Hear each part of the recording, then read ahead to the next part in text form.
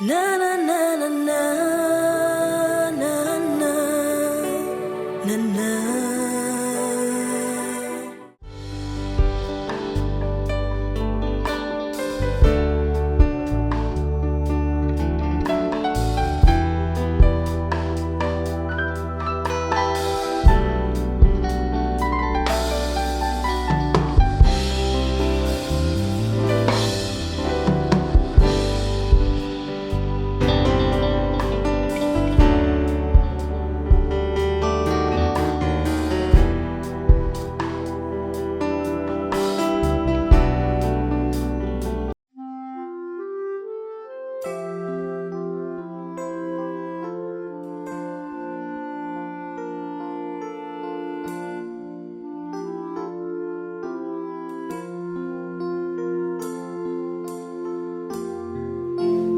Seigneur Dieu est grand et élevé, le roi des rois est grand et élevé, personne n'est aussi grand et élevé.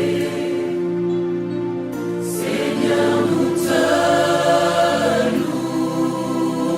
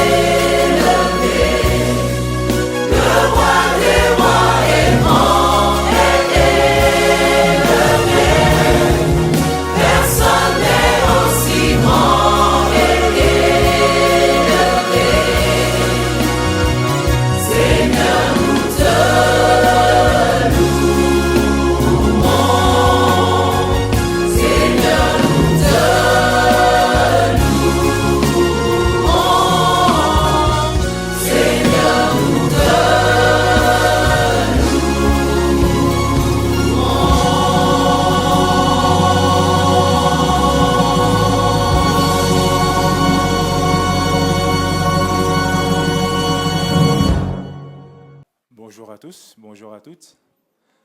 Bonjour à tous mes bien-aimés au travers le monde, ceux qui nous suivent en ligne. Je vous salue au nom de Jésus. Je remercie mon leader, le pasteur Anaclé, pour la grâce, la faveur qu'il m'accorde encore de me tenir devant vous aujourd'hui, et aussi toute l'équipe dirigeante de la piscine de Siloé. Et ce matin, je vais vous donner une exhortation, une expérience, un voyage que moi-même j'ai fait, et je prie vraiment que ce court voyage, cette expérience, cette intimité que j'ai eue avec Dieu, que vous puissiez le voir. Non seulement le voir, mais saisir les tenants et les aboutissants, saisir la profondeur. Parce que dans la vie, le plus important, la chose clé, c'est de voir Dieu. C'est Dieu, pas autre chose. Peu importe ce qui se passe, peu importe les événements qui peuvent arriver, le point crucial, c'est de voir Dieu. Parce que c'est ce que Dieu recherche, ce que nous le voyons. Et lorsque nous voyons Dieu, lorsque nous arrivons à saisir ce que Dieu veut faire, la présence de Dieu, on a tout. Amen. Et le thème, le titre de mon exhortation, c'est « Ta restauration se trouve dans ta mutation ». Ta restauration se trouve dans ta mutation. Et juste quand on voit le thème, on comprend que le point clé, ce n'est pas la restauration. En d'autres termes, le point clé, ce n'est pas la guérison que tu as besoin. Ce n'est pas le miracle que tu as besoin. Ce n'est pas la bénédiction que tu as besoin et que tu recherches ardemment. Le point clé, c'est la mutation. En d'autres termes, c'est le lieu où Dieu t'attend. C'est l'homme qui doit émerger en toi. C'est la nouvelle posture qui doit prendre place en toi. C'est la nouvelle étape où Dieu t'attend. Et lorsque tu arrives à saisir ça, lorsque tu arrives à bouger dans ça, lorsque tu arrives à te positionner là, crois-moi, la guérison, la bénédiction, la restauration, la délivrance prend place automatiquement. Parce que lorsque tu es dans ce point ordonné de Dieu pour toi, tout coule. Tout coule. Il y a la grâce, il y a la vie, il y a la sécurité, il y a l'énergie, il y a la force, il y a tout ce dont tu as besoin. Amen. Et il y a un verset, Jésus, quand il allait à Jérusalem, il a dit « Jérusalem, Jérusalem, si tu connaissais le temps de ta visitation, si tu avais saisi le moment où tu dois muter, si tu avais saisi la nouvelle posture, la nouvelle position, toutes ces choses-là ne t'arriveront pas. Mais parce que tu as manqué cela, toutes ces choses vont t'arriver. Lorsque tu passes à côté de ta mutation, les dégâts arrivent. Mais lorsque tu l'as saisi, la vie arrive en abondance. Amen. La vie et la vie chrétienne est un voyage. C'est un voyage composé de moments décisifs. C'est un voyage composé de kairos. C'est un voyage composé d'événements, de points clés où Dieu, non seulement Dieu veut faire quelque chose, mais Dieu veut t'amener à une nouvelle dimension. Dieu veut t'amener à une nouvelle posture. Et lorsque tu voyages avec Dieu, il est au point A, puis il bouge au point B, puis au point C, qu'ont fait les enfants d'Israël. Lorsque Dieu bouge au point B, toi tu restes au point A, tu as raté quelque chose. La sécurité qu'il y avait dans le point A, c'est parce que Dieu était là. Mais lorsque Dieu bouge au point B, cette sécurité-là est au point B. Mais si tu restes au point A, tu es exposé. Tu es exposé. Et je vais partager avec vous une expérience que j'ai eue avec Dieu, un petit voyage en lui et en moi où j'ai dû aller au plus profond de moi-même, où j'ai dû reconsidérer certaines choses, où j'ai dû voir les choses différemment. Et ma prière vraiment en cet instant est que chacun puisse voir ça, saisir ça. Chacun vraiment, ma prière est que ces quelques mots créent en chacun de nous un couloir, créent en chacun de nous un voyage, une route pour une perception nouvelle de Dieu. Car comme j'ai dit précédemment, ce qui importe, c'est de voir Dieu. Ce qui importe, c'est de saisir Dieu. Amen. Et avant d'aller plus loin, je vais vous donner un peu mon état. Ça va faire bientôt 10 ans que je suis marié. Franchement, jusque-là, tout se passait bien. Et j'ai vu l'accélération divine dans tous les domaines de ma vie. Dans tous les domaines de ma vie, j'ai vu cette accélération. Dans mon intimité avec lui, dans ma manière de traquer mon leader. Il y avait une énergie. J'ai vu tout ça. J'ai vu ça dans ma santé. J'ai vu ça au niveau du travail, dans mes finances, partout. Dans tous les domaines de ma vie, j'ai vu cette accélération. J'ai vu la grâce de Dieu. J'ai vu la vie. J'ai vu la sécurité. Mais ça va faire maintenant 2 mois, bientôt 3 mois. Beaucoup de choses commençaient à dégringoler. Beaucoup de choses, on dirait que je perdais tout. Tout ce que je tenais, cette stabilité-là, cette énergie-là, tout commençait à dégringoler. J'ai commencé à me poser des questions. J'ai commencé à vraiment me poser des questions. Mais quand je vous dis tout, c'est tout. Et la première chose que j'ai faite, c'est commencer à prier, à jeûner, à dire Seigneur, je refuse ça. Satan, je te chasse. Ça, c'est la première chose que j'ai fait. Et ça pourrait être la première réaction à avoir. Une réaction normale. Quand tu vois tout est en train de dégringoler dans ta vie, quand tu vois la santé qui est en train de se dégringoler, quand tu vois tes finances qui deviennent rouges, quand tu es en train de perdre la force, tu es en train de perdre de l'énergie, tu dis, je suis attaqué par le diable. Oui ou non? Ça, c'est la première réaction que l'homme a. Mais la question à se poser, est-ce que c'est vraiment la première réaction à avoir? Est-ce que c'est vraiment la première réaction à avoir? Au fur et à mesure, je persévérais dans ça. Je passais du temps dans la prière. Je faisais des prières de 23 heures à minuit, tout ça. J'ai fait tout ça. Mais au-delà de ça, il y avait cette insatisfaction qui prenait place en moi. J'avais l'impression de passer à côté. J'avais l'impression que tout ce que je faisais, ce n'était pas la bonne activité. Ce n'était pas la bonne activité. Et souvent dans la vie, quand tout marche, quand tout fonctionne bien, quand tout va bien, quand la vie est belle, on perd les choses, on perd les éléments qui font notre force. On a tendance à se reposer sur nos propres forces. On a tendance à se reposer sur nos capacités, sur nos potentialités. Et ce, même si on se dit être en train de traquer, même si on se dit être à l'écoute de la voix de Dieu, mais si tu t'assois, si tu analyses ta vie, tu verras que même si je déclare ça, mais dans les faits, dans les réels faits, il y a quelque chose qui ne va pas.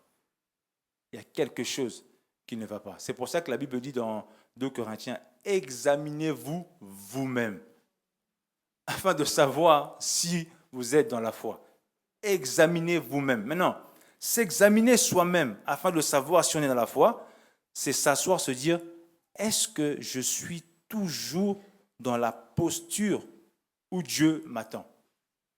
Est-ce que, au-delà du fait qu'il y a le calme, tout va bien, je suis toujours en train de faire l'activité que je dois faire? Je suis toujours en train de considérer ce qui fait ma force? Ou la réussite, le développement, les biens matériels ont détourné mon regard? Et dans les choses spirituelles, dans les choses de Dieu, il suffit d'un demi millimètre. Pas d'un centimètre, pas de 10 centimètres. Non, vraiment un tout petit écart. Et c'est dans ces choses-là que Dieu m'a mené. C'est dans ces choses-là, vraiment, Dieu m'a mené. Et pendant que ces éléments commençaient à devenir des sources de réflexion, j'ai commencé à réfléchir, je pensais. Et le livre de Job me venait à l'esprit. J'ai commencé à le lire, j'ai commencé à l'écouter, j'ai commencé à l'écouter. Et j'ai vu, non. Il y a quelque chose que Dieu veut faire dans ma vie. Il y a une position nouvelle, il y a une posture nouvelle, il y a une mutation que Dieu est en train d'amener dans ma vie. Mais la question était, est-ce que je suis en train de la voir? Est-ce que je suis réellement en train de le saisir? Est-ce que je le considère? Ou est-ce que je me dis, non, c'est une attaque?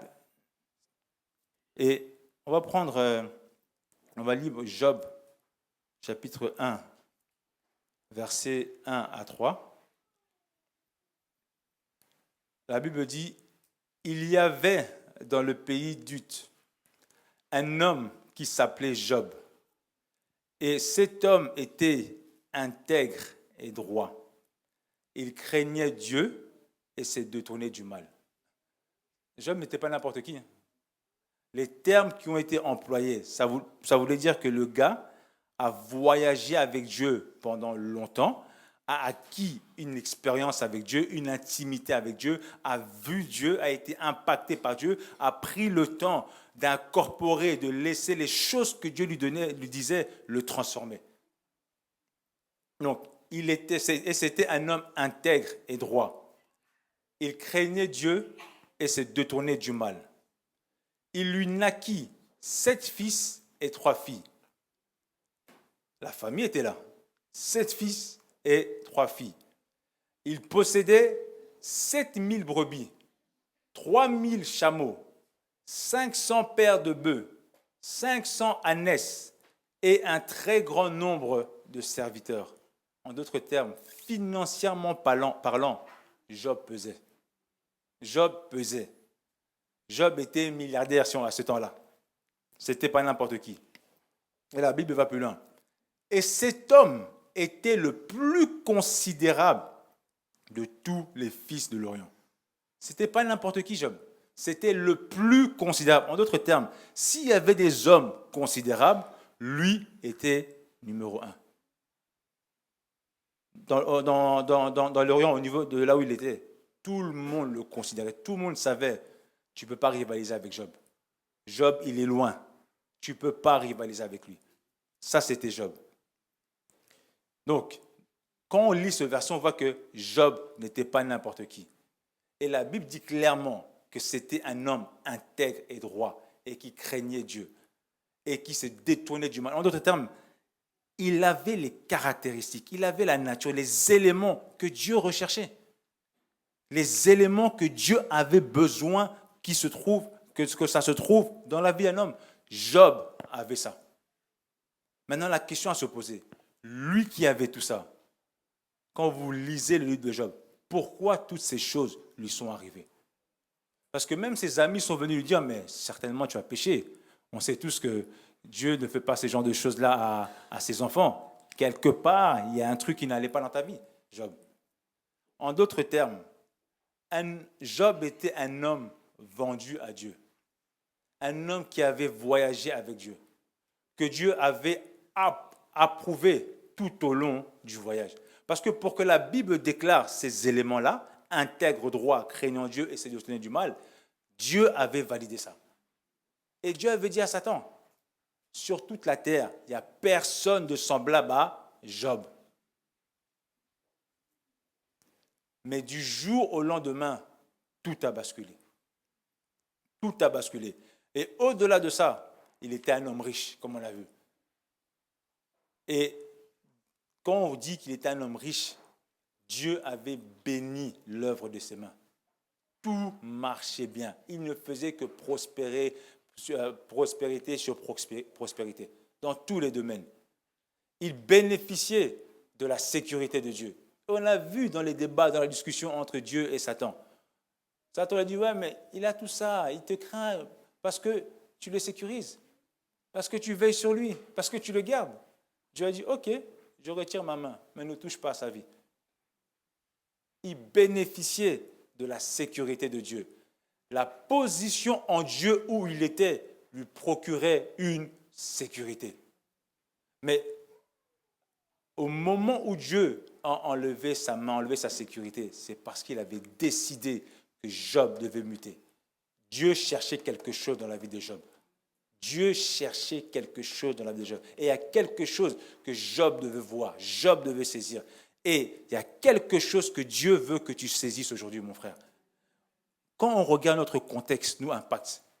Dieu est en train de nous amener quelque part. La question à se poser, est-ce que tu as saisi ces choses-là ou tu continues à faire les choses de manière routinière? Dans ta vie, il y a quelque chose que Dieu recherche. Donne-lui ça, saisis ça, vois ça et tu verras la différence. Parce que Dieu ne fait rien au hasard. Mais à un moment dans son voyage, dans sa vie, la demande de Dieu, la nouvelle étape en Dieu a été intensifiée. Dans nos vies, c'est pareil. La demande de Dieu s'intensifie. Mon frère, ma soeur, la demande de Dieu pour toi hier n'est pas la même aujourd'hui et ne sera pas la même demain. Tu dois être conscient de ça. tu ne dois pas t'habituer au parler de Dieu. Tu ne dois pas t'habituer à l'environnement où Dieu te met, parce que tu passeras à côté. La nouvelle étape s'intensifie, et celle-ci s'intensifie de diverses manières. Lorsque Dieu veut intensifier les choses dans ta vie, lorsque Dieu veut t'amener dans une nouvelle étape, il ne tient pas compte de toi. Il ne te pose pas la question, ok, comment est-ce que je vais le faire? Est-ce que je vais envoyer un prophète, un pasteur, ou je vais me révéler moi-même à lui? Dieu fait les choses comme il le veut.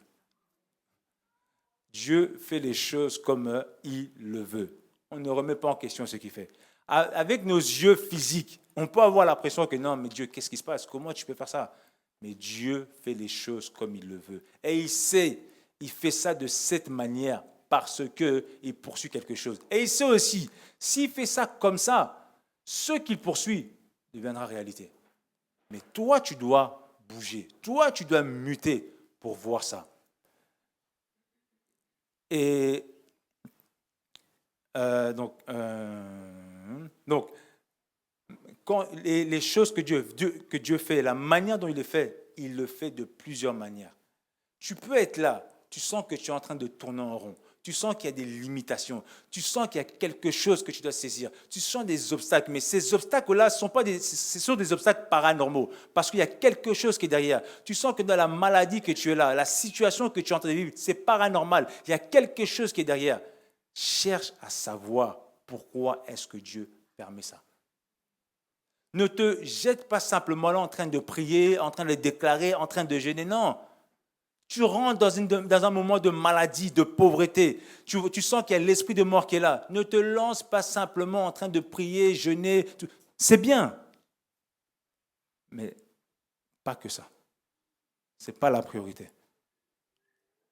Parce que la Bible dit que rien n'arrive sans que Dieu soit au courant et ne l'ait permis. Si c'est le cas, la première chose, c'est Seigneur, pourquoi tu as permis ça?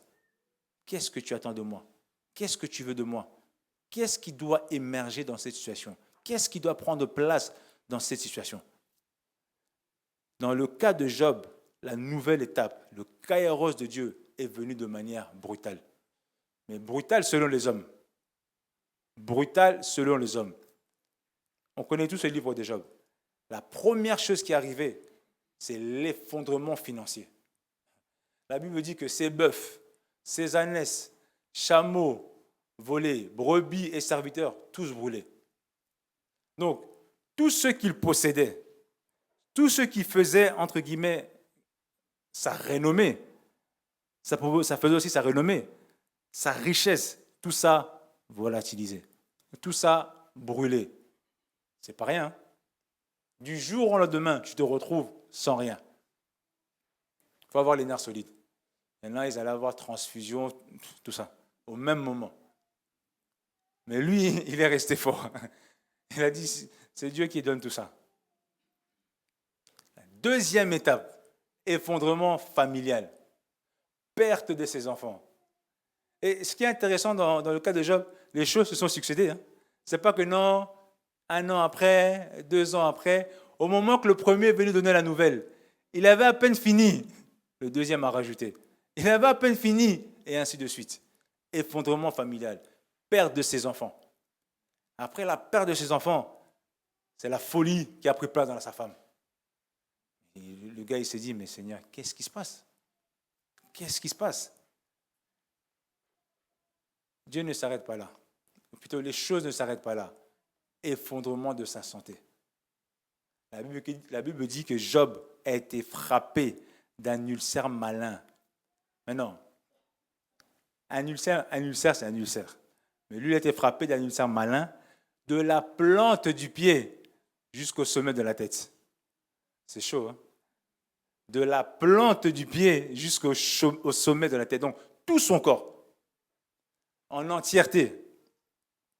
Et dans la plupart des cas, lorsque des choses ainsi nous arrivent, notre première réaction, comme j'ai dit précédemment, est d'accuser Satan et de nous lever dans la prière contre cela, de nous mettre en jeûne. Mais est-ce la première, ou plutôt est-ce la bonne réaction à avoir? Surtout que dans le contexte de l'impact, on nous a appris énormément de choses. On nous a donné beaucoup d'armes. On est venu récupérer des choses. On a récupéré notre domination. On nous a appris comment prier, beaucoup d'éléments. Donc, lorsque tu vois tout ça qui arrive, la première chose que tu fais, tu retrousses les manches. Tu dis, bon, Satan, maintenant, c'est à moi de te poursuivre. Parce qu'hier, il nous poursuivait, non? Là, on s'est dit, non, maintenant, c'est à moi de te poursuivre. Mais est-ce la bonne réaction? Est-ce que c'est la première étape à faire? Vous savez pourquoi, lorsqu'il y a eu le tsunami, il y a beaucoup plus d'êtres humains qui ont été tués que les animaux? C'est parce que l'homme a perdu sa sensibilité. L'homme a perdu sa sensibilité. L'homme a perdu et abandonné sa sensibilité pour se connecter à la chair, à la terre. Ainsi, quand des événements pareils arrivent, il est incapable de s'asseoir et de faire une bonne analyse. Quand des événements ainsi arrivent, la première chose, sa source de réflexion, c'est son analyse primaire, la base avec laquelle il fait ses analyses. C'est plus Dieu. Non, c'est mon argent, ma santé, mes maisons, ma voiture, c'est tout ça. La source de réflexion n'est plus Dieu, mais c'est ce qu'il possède ou ce qu'il risque ou est en train de perdre. Et l'un des dangers du voyage, c'est de s'habituer avec Dieu. Job était un homme intègre, droit, craignant Dieu. Mais il y a quelque chose que Dieu poursuit. Et si vous lisez le livre de Job, vous voyez qu'au fur et à mesure que la pression était, les choses avançaient. La pression a poussé Job à commencer à dire des bêtises, alors que c'était un homme qui craignait Dieu. Alors que c'était un homme intègre. C'était un homme que Dieu avait validé. Mais il commence à dire, mais qu'est-ce qui se passe? Ma santé, mes enfants, ma famille, mon argent, mes brebis. Il a fait non, qu'est-ce qui se passe? Il a même commencé à maudire le jour de sa naissance. Mais toi, tu es qui pour maudire le jour de ta naissance? Il dit, il aurait mieux fallu que je ne naisse pas ou que quand je sors, je meurs directement, comme ça je vais reposer auprès des anciens. Regardez la réflexion. Tout ça à cause de la pression. Tout ça à cause de la pression. La pression nous pousse à dire des bêtises. Et au-delà de la pression, faites attention à notre environnement. Parce que les amis de Job, là, la manière dont ils venaient le conseiller, fais attention à qui, avec qui tu t'entoures. C'est très important. La pression nous pousse à dire des bêtises, à mal réfléchir et à passer à côté, à bouder, murmurer. Mais l'Éternel est en train de faire quelque chose de nouveau. Donc, ressaisis-toi. Et pendant que je passais cette expérience, pendant que je méditais, j'ai vu ce que nous aujourd'hui. Vous savez, lorsque on a quitté l'ancien pour être là où nous sommes aujourd'hui, l'expérience que notre leader a eue, beaucoup ont vécu ça. Il y a beaucoup de choses qu'elle a vécues. À un moment donné, il a même dû se mettre debout devant tout le monde, demander pardon, mais je pense que tout le monde l'a vu comment est-ce que c'était humiliant. Regardez tous ces événements-là, toutes ces choses. Lui-même, il a témoigné, il est venu, il a passé des jours ici, il a fait des jeûnes, il a fait une retraite lui-même ici. Mais maintenant, c'était un kairos. Regarde ce qui se passe dans ta vie aujourd'hui. Regarde la force, regarde l'énergie, regarde la légèreté qui est en esprit, la force que tu as. Regarde ce que Dieu est en train de faire dans ta vie, dans ta famille. Tout ça à cause de cet événement-là. Parce qu'un homme a saisi le jour de sa mutation. Alors que hier, on était faible. Alors que hier, il y avait des domaines où l'ennemi avait la main mise sur toi. Regarde la puissance que tu as aujourd'hui. Regarde la domination que tu as aujourd'hui à cause de ce jour-là. Physiquement, les gens disaient, mais il a perdu la tête. Comment est-ce qu'il peut, entre guillemets, se rebeller comme ça? Comment est-ce qu'il peut se comporter comme ça? Mais il y a quelque chose que Dieu poursuivait. Et lui-même, il a dit, d'abord c'était flou, mais il se posait la question jusqu'à ce qu'il voit. Et lorsqu'il l'a vu, il a été révolutionné. Il a fait non, il y a quelque chose, il y a quelque chose. Et lorsqu'il a vu, ça lui a même ramené à ses prophéties il y a longtemps qui sont venus confirmer tout ça. Donc, quand tu saisis ta mutation, quelque chose de puissant prend place. Ta délivrance, ta guérison, ton miracle ne se trouve pas dans la capacité que tu as à prier pour ça ou à attaquer le diable pour ça, mais dans la mutation que Dieu veut que ça prenne place dans ta vie. Parce que lorsque le vin est nouveau, on connaît tous, la puissance est là, la liberté est là. Alors, mon frère, saisis ça. Saisis ça. On va lire Job 42, versets 1 à 5 et 10 à 16. La Bible dit, Job répondit à l'Éternel et dit, je reconnais que tu peux tout. Là, Job reprend la tête. Là, la lumière commence à venir dans la vie de Job. Là, Job commence à voir ce que Dieu veut faire. Je reconnais que tu peux tout et que rien ne s'oppose à tes pensées. Tu es qui pour t'opposer aux pensées de Dieu? Tu es qui pour dire, mais je maudis le jour où je suis né? Tu es qui pour dire, mais pourquoi ça arrive? Je brise ça, je lis ça. Tu es qui? Quel est celui qui a la folie d'obscurcir mes desseins? Oui, j'ai parlé sans les comprendre. De merveilles qui me dépassent et que je ne conçois pas. La tête est vraiment en train de revenir dans la vie de Job. Écoute-moi et je parlerai. Je t'interrogerai et tu m'instruiras. J'aime le verset 5. J'aime le verset 5. C'est là que la chose se trouve. Mon oreille avait entendu parler de toi, mais maintenant mon œil t'a vu. Job était un homme intègre, craignant Dieu, un homme droit. Il était le plus responsable, le plus considéré. Mais il était aveugle.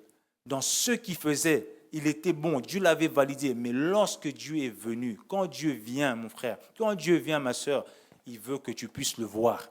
Parce que c'est de lui qu'il s'agit. Il ne s'agit pas de ta santé. Le point clé, ce n'est pas ta santé, ce n'est pas ta finance, ce n'est pas tes enfants, c'est lui. C'est d'abord lui. Et si tu arrives, si on arrive à le saisir, si on arrive à le toucher, si on arrive à le posséder, croyez-moi, on a tout. On a tout, on a tout, on a tout.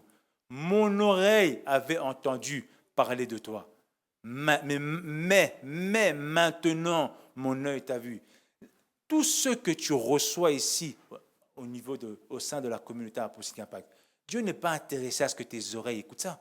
Dieu n'est pas intéressé à ce que tes oreilles soient dans la joie parce qu'ils écoutent ça. Non, Dieu est intéressé qu'à tout moment, il descend, il vient te parler, tu puisses le voir. Dieu, il sait, s'il parle et que tu arrives à voir, c'est là que tu bouges, c'est là que tu avances, c'est là que tu te positionnes, c'est là que tu entres dans le lieu ordonné de Dieu pour toi.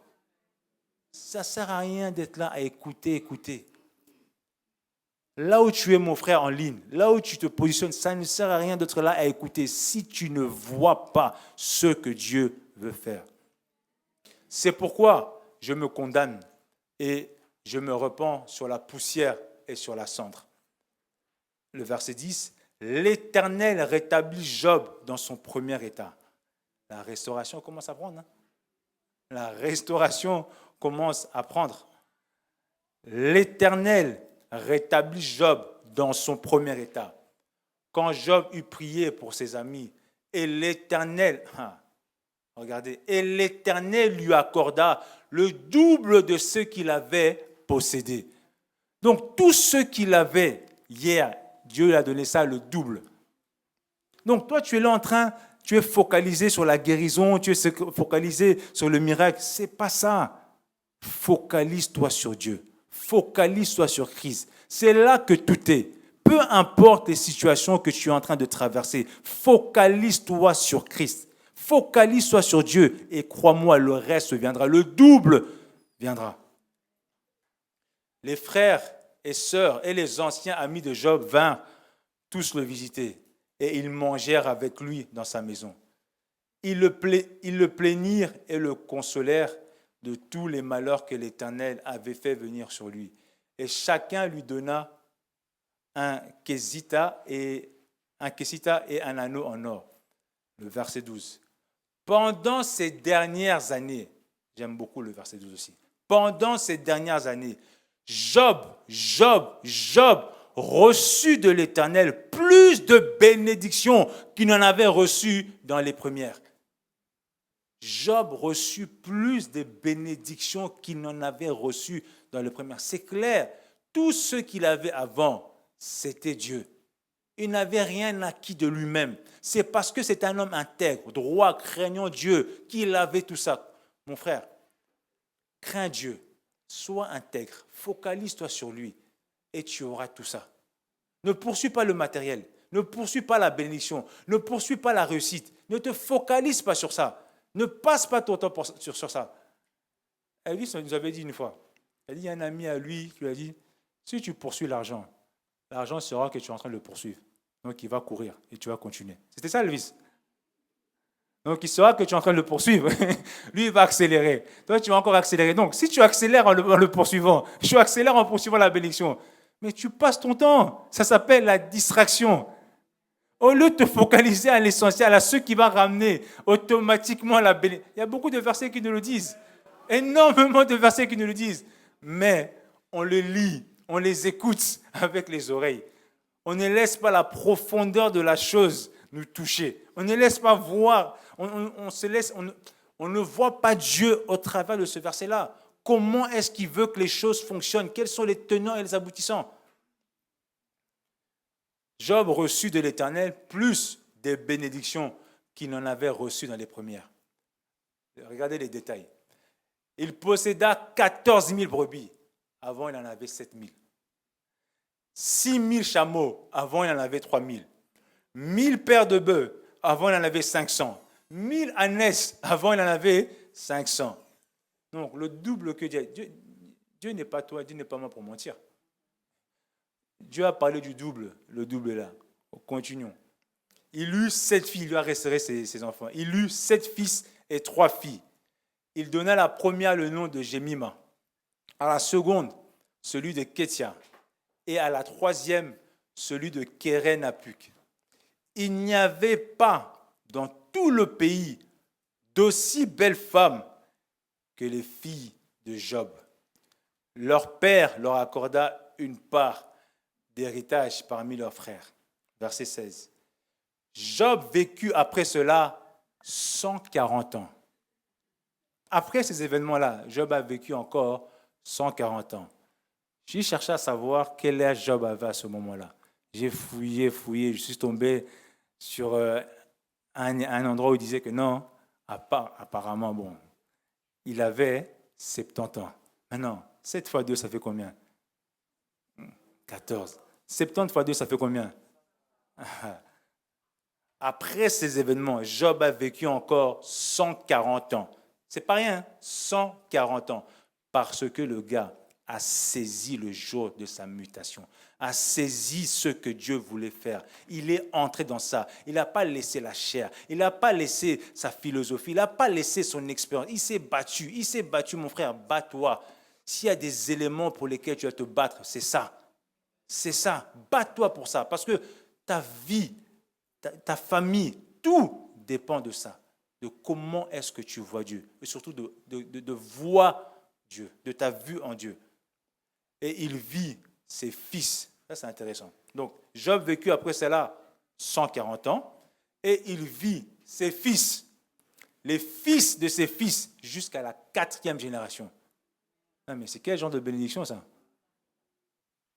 Fils de tes fils. 4e génération. Ça, c'est costaud. Tout ça pourquoi? Parce que il a saisi le jour de sa mutation.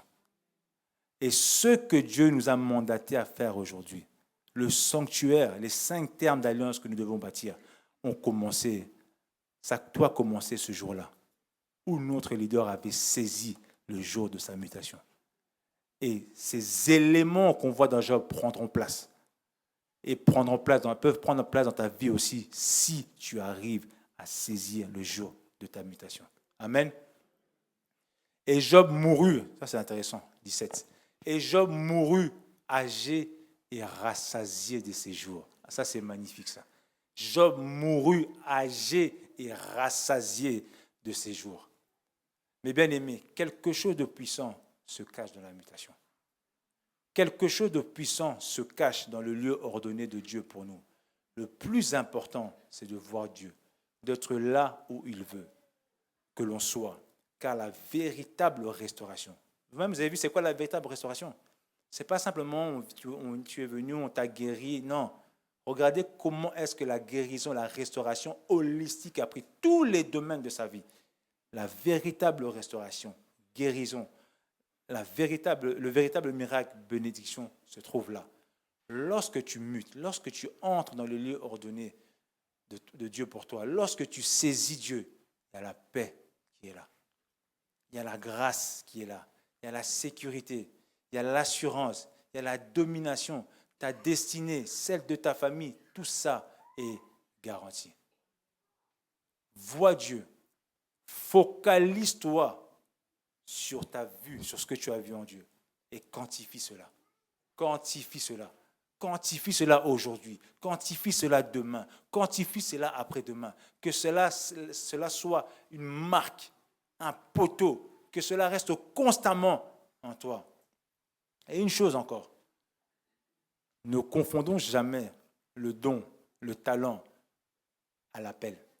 Tu peux avoir un don, tu peux avoir une capacité qui a fait que non, tu puisses avoir tout ce que tu as, ou ça t'est sécurisé dans le domaine. Mais focalise-toi sur ton appel en Dieu, sur ce que Dieu attend de toi. Ce n'est pas parce que tu as le don d'amasser les recettes, de développer les choses, de créer des business, faire des samoussas, des jus, tout ça. Non, c'est la première chose qui est venue.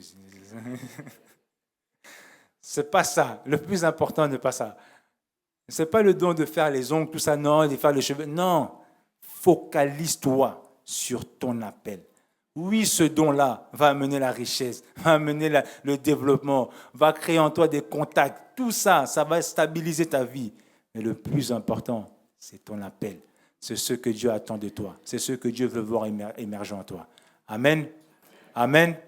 On va se mettre debout, on va prier. Là, je pense que c'est un bon moment pour prier. On va passer un moment dans l'adoration. On va adorer Dieu, on va prier. Tu vas interagir avec Dieu. Tu vas prier Dieu. Tu vas lui dire merci, mon frère. Élève ta voix par rapport à tout ce que tu as entendu ici. Les choses, quand ça sortait, ça résonnait en toi. Ça bouillonnait en toi. Ça brisait les éléments dans ta vie. Aujourd'hui, Dieu est descendu parce qu'il veut briser les chaînes. Dieu est descendu parce qu'il veut te ramener à lui. Il veut que tu puisses muter. Il y a quelques semaines, notre leader nous avait parlé de ça ici. Il nous a parlé de ça ici. Et ce n'est pas un hasard. Élevons nos voix et adorons notre Dieu. Disons lui merci. Éternel, je te bénis, je t'adore, je te célèbre, je te loue, je t'exalte, je te magnifie, véritable roi. Tu es le Dieu élevé, tu es le Dieu glorieux, tu es le Dieu magnifique, véritable Dieu. En ce matin, je viens te dire merci. Merci pour tes bienfaits, merci pour ton amour, merci pour ta bonté, merci pour ta patience, merci pour ta présence. Merci car en ce matin, éternel mon Dieu, mon roi, tu es venu, véritable roi. Tu es venu me saisir, véritable roi. En ce matin, éternel mon Dieu, mon roi, alors que mon esprit était tourmenté, alors que véritablement j'étais dans un environnement, véritable Dieu, Père céleste, qui a porté, Père de gloire, dans la vie de l'homme, la désolation, les ténèbres, véritablement. Mais au-delà de ça, tu es en train de faire quelque chose. Tu es en train de faire quelque chose. Je te bénis et je t'adore, car au milieu, véritablement, des turbulences, au milieu, véritable Dieu, Père céleste, des turbulences, tu es en train de faire quelque chose. Au milieu de la pression, véritable Dieu, au milieu de la tension, véritable Dieu, de cette tension que je suis en train d'expérimenter, que mon frère est en train d'expérimenter, véritable Dieu, tu es en train de faire quelque chose, tu es en train de le muter, de le bouger. Je te loue, je t'adore, je te célèbre, car en ce jour, véritable Dieu, tu viens nous illuminer, tu viens nous éclairer, véritable Dieu. Reçois la gloire, reçois la louange, reçois l'honneur, reçois la magnificence, sois béni et sois célébré, sois honoré et sois glorifié, sois couronné de gloire. Mon âme te loue, mon âme t'adore, mon âme te célèbre, véritable Dieu. Je te loue, je t'adore. Merci.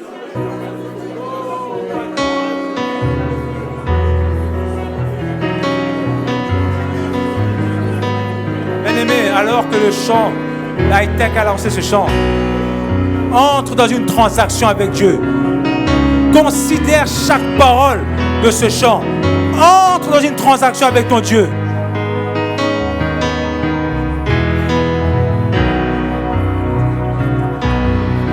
Sous la pression, sous la tension, tu fais un vin nouveau. Je renonce à mes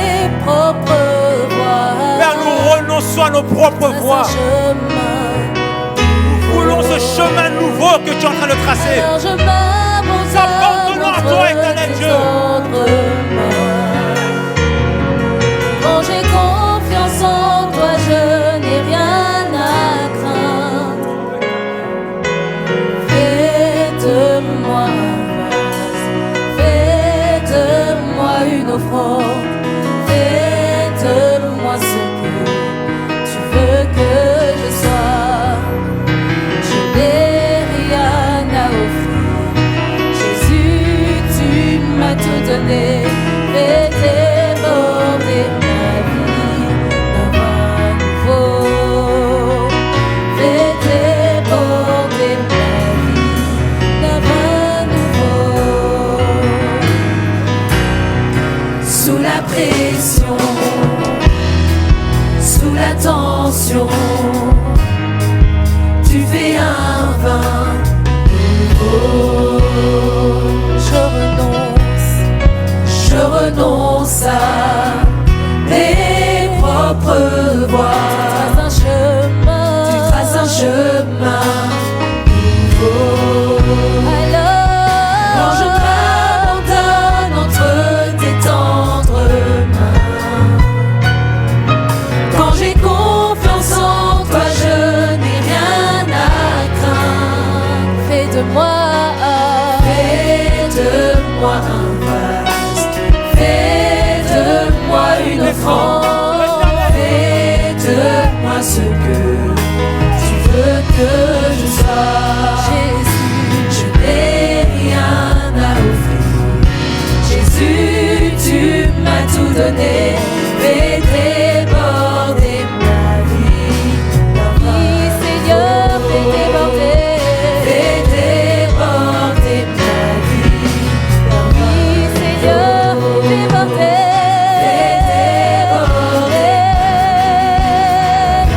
Quand le vin est nouveau, la puissance est nouvelle. Il y a la liberté.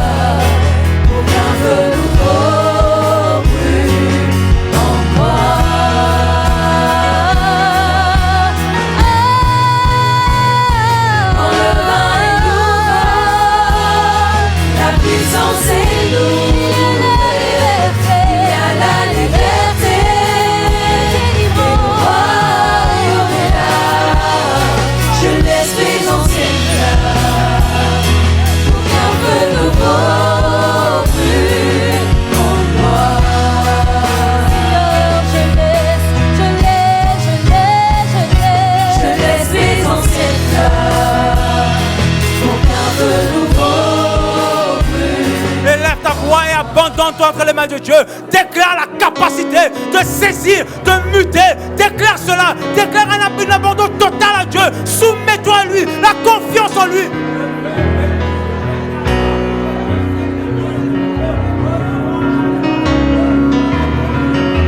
Alors que tu fais quelque chose de nouveau, alors que tu fais quelque chose de nouveau, là je vais libérer la foi, je vais libérer la foi, la capacité de Sous la pression, sous la tension, tu fais un vin nouveau. Je renonce à mes propres voies. Tu traces un chemin nouveau. Alors je m'abandonne entre tes tendres mains. Quand j'ai confiance en toi, je n'ai rien à craindre.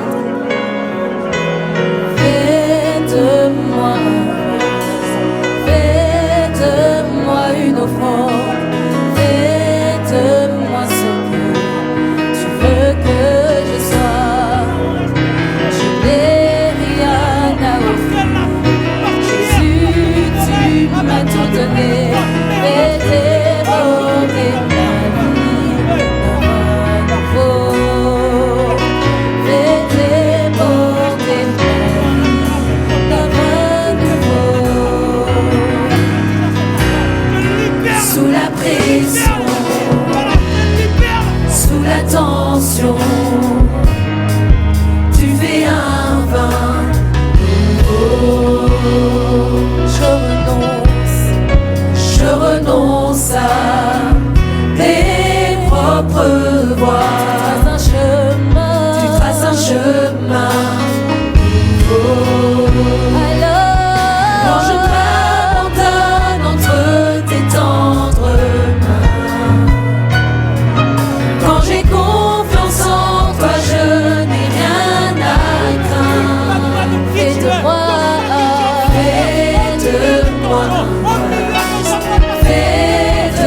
moi une offrande. Fais de moi ce que tu veux que je sois. Jésus, je n'ai rien à offrir. Jésus, tu m'as tout donné. Fais déborder ma vie. Oui, Seigneur, fais déborder. Fais déborder ma vie. Oui, Seigneur, fais déborder.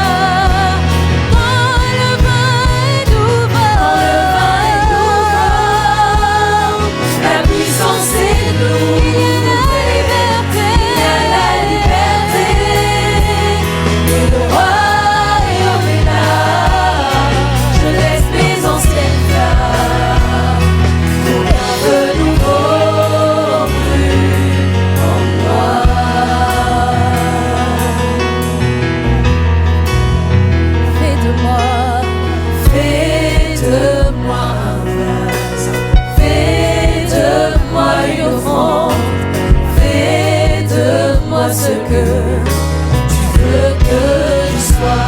Jésus, je n'ai rien à offrir. Jésus, tu m'as tout donné. Fais déborder la capacité de moi de se focaliser à toi, de se focaliser à toi, de se focaliser à toi. Déborder ma vie.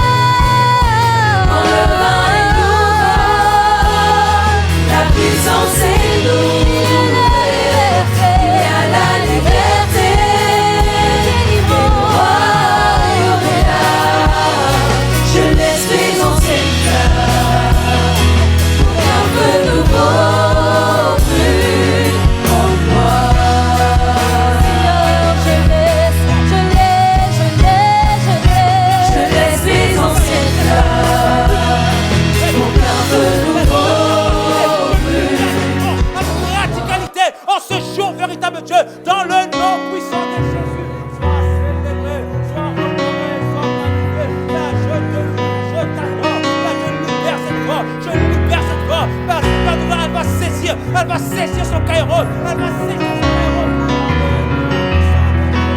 Sois béni, sois célébré, sois honoré, sois magnifié. Sous la pression, sous la tension, tu fais un vin. Mais qu'est sur toi, Je renonce à mes propres voies. Tu traces un chemin nouveau. Alors je m'abandonne entre tes tendres mains. Quand j'ai confiance en toi, je n'ai rien à craindre. Fais de moi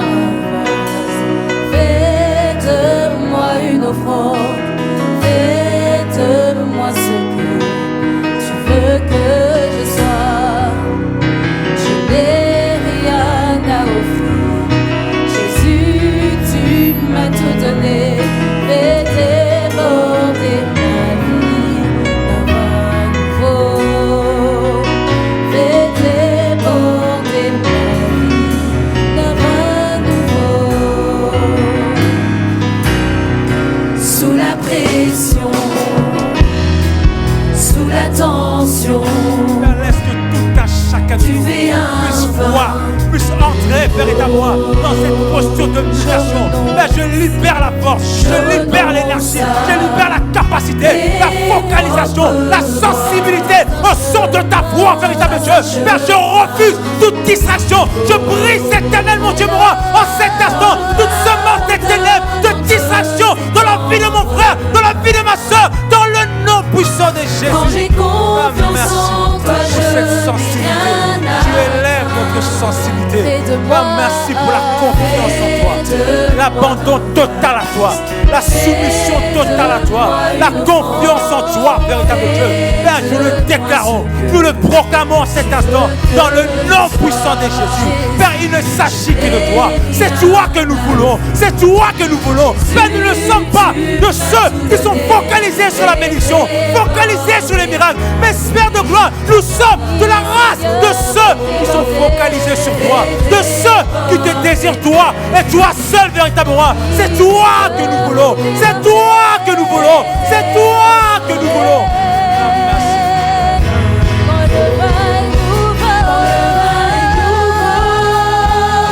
La puissance est nouvelle, il y a la liberté, le royaume est là.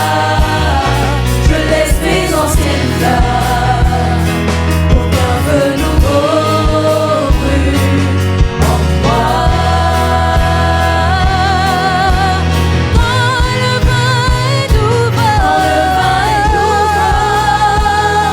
la puissance est nouvelle, il y a la liberté, et le royaume est là.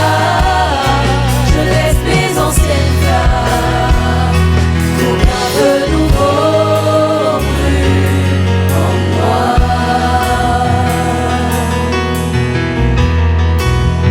Fais de moi un vase, fais de moi une offrande, fais de moi ce que tu veux que je sois. Jésus, je n'ai rien à offrir. Jésus, tu m'as tout donné. Fais déborder ma vie d'un vin. Seigneur, fais déborder ma vie d'un vin. Seigneur, fais déborder.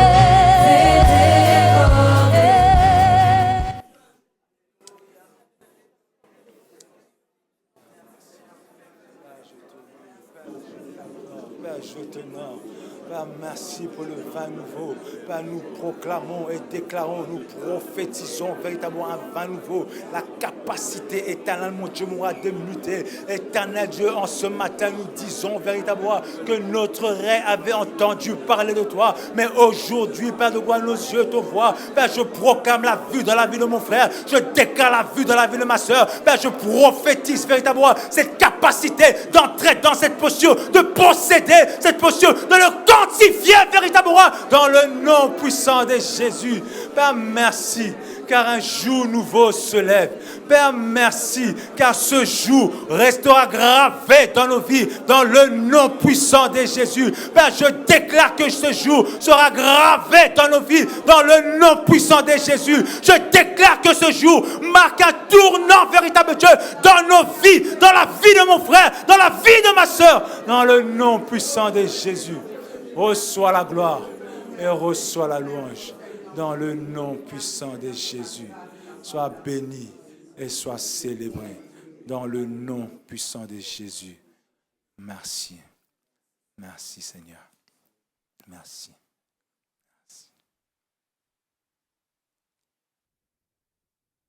Ok. Ce matin, je vous salue tous qui me suivent au travers de la terre, sur YouTube, sur les réseaux sociaux, et dans les Zoom, au sein de la communauté apostolique Impact. Je vous salue tous au nom de notre Seigneur et Sauveur Jésus-Christ. J'aimerais beaucoup remercier mon frère Eston et le frère Alistair pour ce travail de complicité. Tu as fait du bon travail, Eston. Continue comme ça, j'apprécie beaucoup. Et Alistair, merci pour ton message très, très prophétique. Dans une église éclairée, il y a toujours quelques aveugles qui ne voient pas, qui continuent à prétendre être spirituels, mais qui ne voient pas. Ce problème de mutation est en train de devenir un accent radical de Dieu au sein de l'église Impact. La mutation. Tu dois muter. Il y a des hommes qui sont infectés par les microbes. Quand il faut la mutation, ils deviennent des zombies. Mutation. La mutation, bien aimé, votre métaphore, il y a ce qu'on appelle la métaphore. Transformation radicale intérieure. Tu es porteur d'un virus. Dans ce cas-là, un virus positif qui affecte ton fonctionnement extérieur. Voilà les obstacles de la mutation. Je vais ajouter quelques instants, en tout cas, écrivez ça très bien. La mutation. C'est quoi les obstacles de la mutation? Les gens n'arrivent pas à muter. Pourquoi? D'abord, numéro 1, la plupart des gens qui ont déjà vécu avec moi 20 ans, 25 ans, déjà sont les anti-mutations. Les gens-là ne mutent pas. Les gens-là ont seulement des phrases et des paroles. Ils amènent l'ancienne vie chrétienne archaïque rétrogradée de l'impact de 30 ans. Ils sont incapables de muter. Le diable les a verrouillés. Vous êtes là nombreux qui m'écoutent, hein? Je vous dis la vérité. C'est moi qui connais l'église, je connais ce que Dieu fait en esprit. La mutation. Premier obstacle de la mutation, bien aimé, c'est les problématiques des talents et de créativité. Des talents. L'église Impact est une église apostolique où les talents sont énormes. Quand tu es touché par l'apostolique, il y a les talents. Tu peux prêcher, tu peux commenter, tu peux faire la créativité, créer le business. Comme les Alistair là, il a les talents, il crée des business facilement. Créativité. Ça, c'est le premier obstacle de la mutation. Tu crois que parce que maintenant tu prêches bien, tu réfléchis bien, tu as un petit don rétrogradé qui se manifeste au sein de la communauté apostolique Impact, tu peux créer et amasser de l'argent. Maintenant, c'est ça qui empêche les gens de ne pas voir et imiter. Le premier obstacle, c'est ça. Tenez compte de ça. Les talents-là que tu développes, cette capacité-là, la force de fabriquer les choses et l'héritage, la force de créativité, la facilité de concevoir un enseignement, c'est un danger pour toi. Premier obstacle, de ce talent et créativité. Maintenant, tu peux bien prier. Tu sens bien. Mon frère, c'est un obstacle. Maintenant, tu connais un peu la Bible. Comme le pasteur en anglais qui t'a instruit. Tu oublies que même que c'est moi qui t'ai instruit. Tu crois que tu connais ça mieux que moi. Ça, c'est un grand obstacle, frère. Pour la méditation. Deuxième chose. Les soucis d'accomplissement. Les soucis d'accomplissement. Dans l'église, n'importe maintenant, tous les jeunes de 19 ans et 29 ans, ils parlent que de mariage. Maintenant, tous les jeunes de l'église, n'importe là-bas, tout le monde, 21 ans, 22 ans. C'est seulement le mariage qui bouge dans leur tête. L'accomplissement. Tu ne peux pas imiter parce que ta focalisation n'est plus dans les chercher d'abord le royaume des cieux et le reste vous sera donné. Maintenant, tu es seulement focalisé à trouver un mari par tous les voies ou une femme. C'est un obstacle. L'accomplissement. D'autres, ils rêvent en voir les enfants rapidement. L'accomplissement. D'autres, c'est les richesses. Gagner la vie. Moi, je suis acheté la maison. Ils ont aussi visible. Tout ça. Ça, c'est les grands obstacles de la mutation. Job possédait tout ça. Il avait le talent de fabriquer l'argent. Il avait la créativité. Job était tout ça. Job, bien aimé, avait une femme qu'il adorait. Job avait les enfants qui chouchoutaient à un niveau même très exagéré. Quand les enfants commettent un peu une erreur, il va devant le Seigneur, il fait l'offrande pour eux. Les enfants, envoûtés par les enfants. Il avait les richesses. Ça commençait à empêcher Job de voir. C'est pourquoi il fallait que Dieu enlève tout ça. Il fallait que Dieu enlève tout ça. Seul. La solitude positive, moi je m'en fous, seul. Job a commencé à interagir correctement. Il a dit, ah, j'avais entendu parler de ce Dieu-là. Maintenant, je comprends. Maintenant, je le vois. Maintenant, je le connais différemment. La mutation a pris place. Maintenant, regardez. Les parents comme moi en anglais, ne vous cassez pas la tête. Pour les enfants là que nous avons à la maison, d'autres sont des mini-bandits qui ne veulent pas se convertir pour du vrai. Ce n'est pas ton problème. Continue à prier. Continue à être modèle. Continue à les confier entre les mains de Dieu. Mais la réalité est que tu es venu seul dans le monde. Tu retourneras seul dans le monde. Même cet envoûtement-là que tu as toujours, il faut avoir les enfants. Il faut avoir les enfants. C'est bien, tu auras les enfants. Mais mets-toi en tête. Tu es venu seul. Tu retourneras aussi seul. Et les gens qui n'ont pas mis les enfants, errez pour eux. Parce que la Bible nous dit, mais ce jour-là, on dira, errez les mamelles qui n'ont pas allaité les enfants. Pourquoi je dis tout ça? La Bible dit, les gens dont les noms sont inscrits dans le livre de vie. Ma sœur, tu es affaibli à l'église, mon frère. Je suis focalisé. Ah, je ne comprends pas. Dieu a abandonné mes enfants. Mais tes enfants-là, est-ce que leur nom dans le livre de vie est inscrit? Toi, tu connais ça? Le créateur, je suis le maître. Tu connais ce qu'il fait? Depuis que j'ai compris ces choses, je suis délivré, frère. C'est lui le créateur des êtres humains qui prend soin de ces hommes. Moi, j'ai pris, j'ai fait mon mandat. Mais il y a des enfants, il ne faut pas les casser la tête. Il y a des maris, il ne faut pas casser la tête. Il y a des femmes, il ne faut pas casser la tête. Aimez-le tel qu'il est, continue à prier. Toi, focalise-toi dans l'intimité avec ton Dieu. Parce qu'il viendra un temps, il sera que face à face avec toi, ton Dieu. Personne d'autre sera là. Quand les gens ont une telle mentalité, forcément, ils vont commencer à négocier la mutation.